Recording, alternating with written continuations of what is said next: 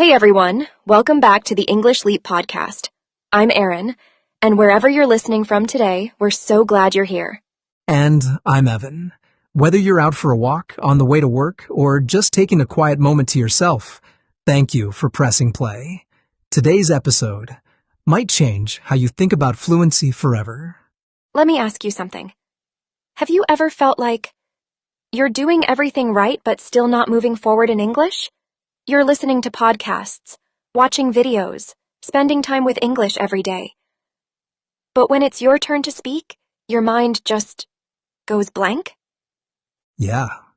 It's like you're on a treadmill, working hard, sweating even, but not going anywhere. And you start to wonder, is this even working? Am I ever going to feel fluent? If that sounds like you, take a deep breath. You're not alone.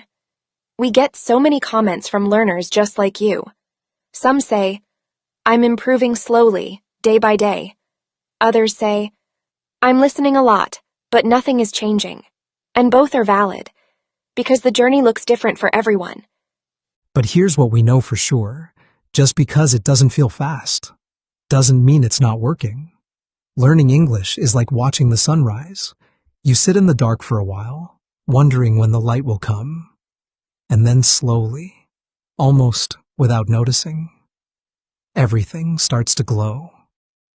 And this episode, it's for every one of you still showing up, still listening, still trying. We're going to talk about something that might completely change how you look at fluency and why the thing you're already doing every day might be the most powerful skill of all. Also, don't forget to grab the free PDF we made for this episode. It's full of practice exercises, reflection questions, and extra support to help you go deeper after the episode ends. And of course, Charlotte will join us near the end for her vocabulary breakdown. She'll walk you through some beautiful, useful words from today's episode, with examples and repetition you can speak along with. So let's begin. No pressure, no rush. Just one honest question to open this up. Yeah. Which comes first, speaking or listening? It seems like a simple question, but your answer can completely shift how you learn English. It sounds obvious, but most of us underrate it. And here's the truth. Fluency always begins with the ear, not the mouth. You can't speak what you've never truly heard. Trying to speak without enough listening is like trying to write music without ever hearing a melody. You're guessing. You're forcing it. And that's where frustration comes from. Think about babies. They don't learn by repeating textbook grammar. They spend months just listening, absorbing patterns, sounds, tone, long before they say a single word. And when they finally speak, it's not because they studied. It's because they've already heard it all 1,000 times. But many adult learners skip that phase. We get impatient. We want to speak fast, without giving our ears the time to tune in. And that's where fluency starts to feel like a struggle. So today, we're slowing things down and guiding you back to the foundation of it all. Deep, meaningful listening. And we're not just saying, listen more. We're going to show you how to listen in a way that builds fluency naturally. So let's start with our first powerful shift. Tip number 1. Listen in layers. Too many learners treat listening like a test. You play the audio once, try to understand every word, and feel defeated if you don't. But real listening, the kind that helps you grow, isn't about perfection. It's about purpose. So here's the approach. Break one audio clip into 3 simple layers. First, just listen for the gist. What's the topic? What's the overall mood or idea? Don't pause. Don't stress. Just let it wash over you. Then, go back and listen again. But now, focus on structure. How are sentences built? What tense is being used? What's the rhythm of their speech? And finally, listen a third time, slowly. This time, pay attention to word choice, emotion, and intonation. Notice the tone. Did their voice rise at the end of a question? Did they sound curious, sarcastic, tired? Same audio, 3 different goals. And the result? You train your brain to pick up layers of language, not just meaning, but feeling. And that's what fluency really is. And once your ears are tuned in, like that, the natural next step is speaking, right? Well, not just yet. Right. A lot of learners jump straight from listening to mimicking and end up sounding robotic or unsure. That's why our second tip is shadow with silence first. Before you try to repeat after native speakers, give yourself space to feel the language without pressure. Think of it like music. You don't sing along with a new song the first time you hear it. You listen. You absorb the melody. You catch the rhythm. Then you hum. Then you sing. It's the same with English. So when you're shadowing, try this. Play the sentence. Pause. And instead of rushing to repeat it, just sit with it for a moment. Because as we discussed earlier, the key is to listen in layers. First for meaning, then for rhythm. And now, in this moment, for feel. Shadowing works best when it builds on those layers, not skips over them. Yes. Let your brain dance with the rhythm of English before you echo it. This creates natural speech, not memorized phrases. Shadowing works best when it's grounded in real emotional listening. Silence isn't empty, it's preparation. But none of these techniques matter if you only do them once in a while. And that brings us to tip number 3. Create a daily listening ritual. The key word here is ritual, not just a habit, not just an activity. A ritual is something you protect. It has meaning. It's that small window of your day that belongs only to your growth. When I was learning English, I made a promise to myself. No matter what happens today, I'll give just 15 minutes to English listening. Not multitasking, not half listening. Just me, my headphones, and a voice that pulled me into the language. Over time, that small promise became a powerful habit. And the best part is, you don't need an hour, even 10 minutes, while brushing your teeth, making tea, or walking to work, can shape your brain. What matters isn't how long you listen, it's how often. Ritual brings rhythm, and rhythm brings fluency. So choose your moment. Maybe it's your morning walk. Maybe it's your wind-down time before bed. Whatever it is, make listening your quiet, daily practice. Let it become your anchor.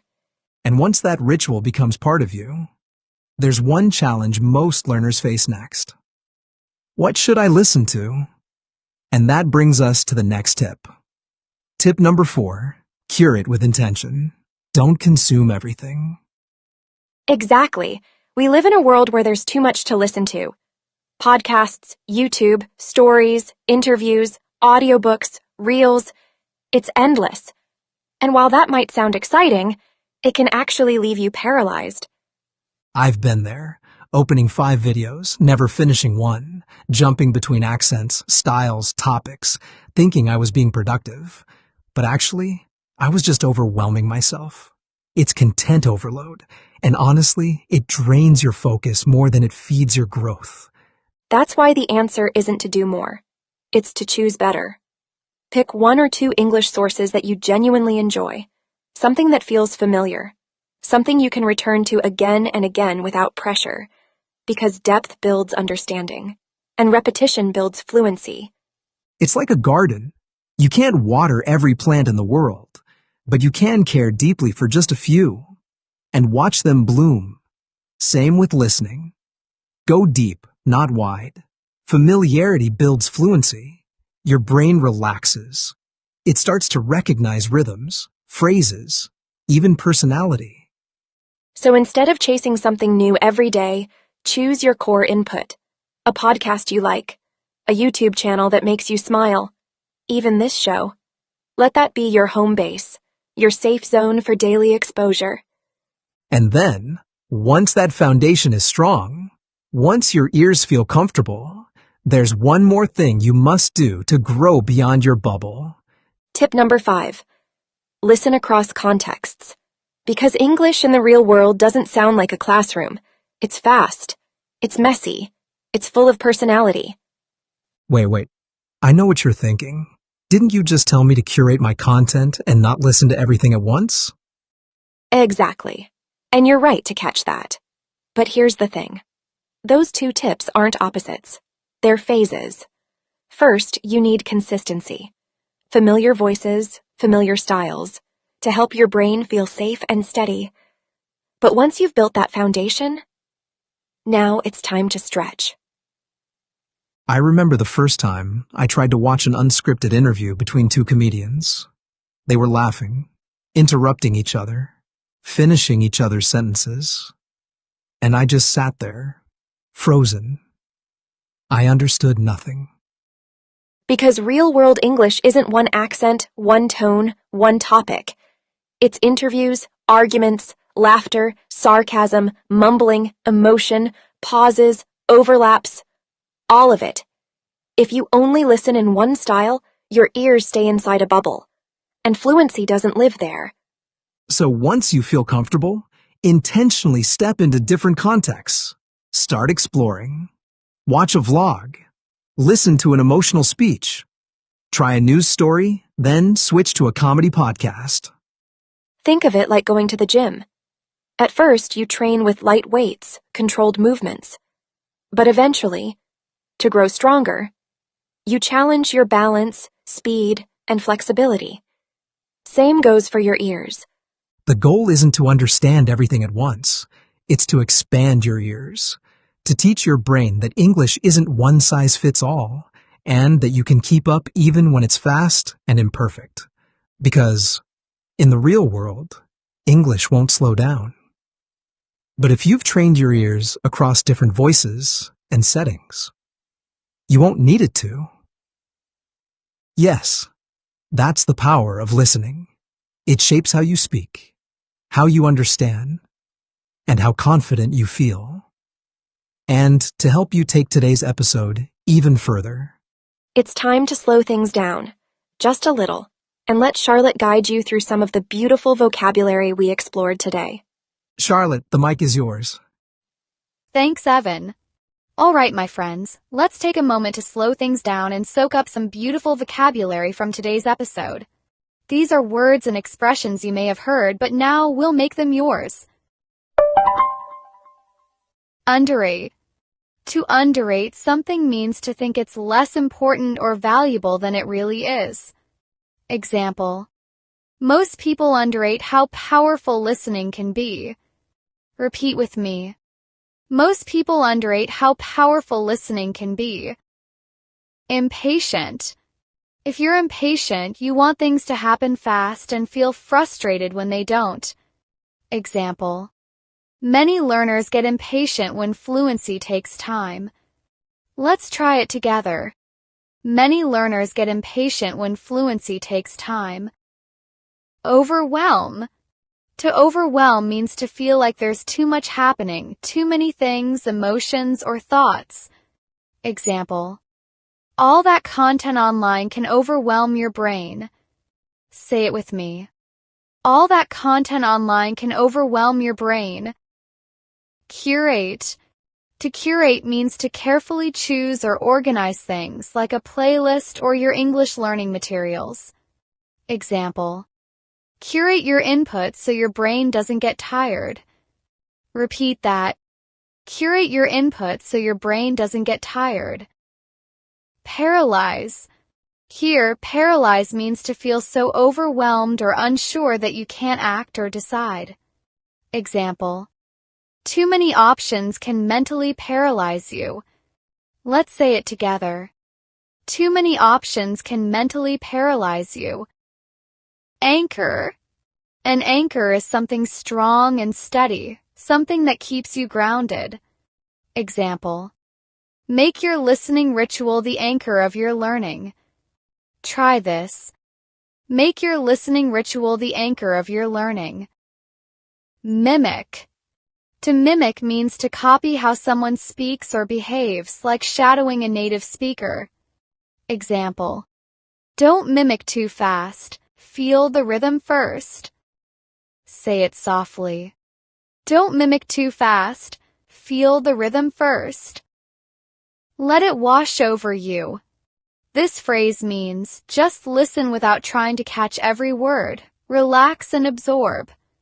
Example: play the audio and let it wash over you. Breathe and repeat. Play the audio and let it wash over you. Grow beyond your bubble.